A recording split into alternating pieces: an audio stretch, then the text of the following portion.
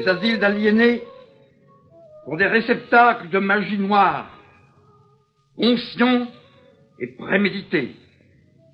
Et ce n'est pas seulement que les médecins favorisent la magie par leur thérapeutique irascible et stupide, c'est qu'ils en font.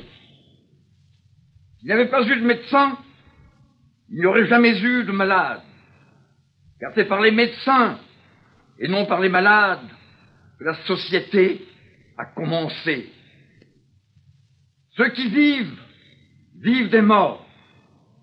Et il faut aussi que la mort vive. Il n'y a rien comme un asile d'aliénés pour couver doucement la mort et tenir en couveuse les morts. Cela a commencé 4000 ans avant Jésus-Christ, cette technique thérapeutique de la mort lente. Et la médecine moderne, complice en cela de la plus sinistre et crapuleuse magie, passe ces morts à l'électrochoc ou à l'insulinothérapie afin de bien chaque jour vider ces haras d'hommes de leur moi et de les présenter ainsi vides, ainsi fantastiquement disponibles et vides aux obscènes sollicitations anatomiques et atomiques de l'état appelé Bardo. Il y a dans l'électrochoc un état flac par lequel passe tout traumatisé. Il lui donne non plus à cet instant de connaître, mais d'affreusement et désespérément méconnaître ce qu'il fut quand il était soi. J'y suis passé et ne l'oublierai pas.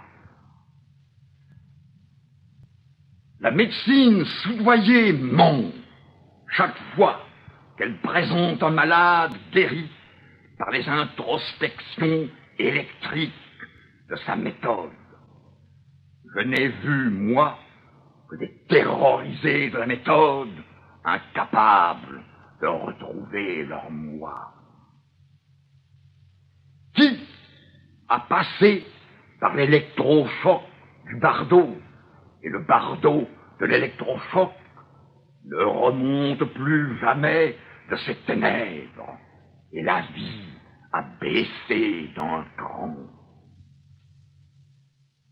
Or, je le répète, le Bardo, c'est la mort. Et la mort n'est qu'un état de magie noire qui n'existait pas il n'y a pas si longtemps.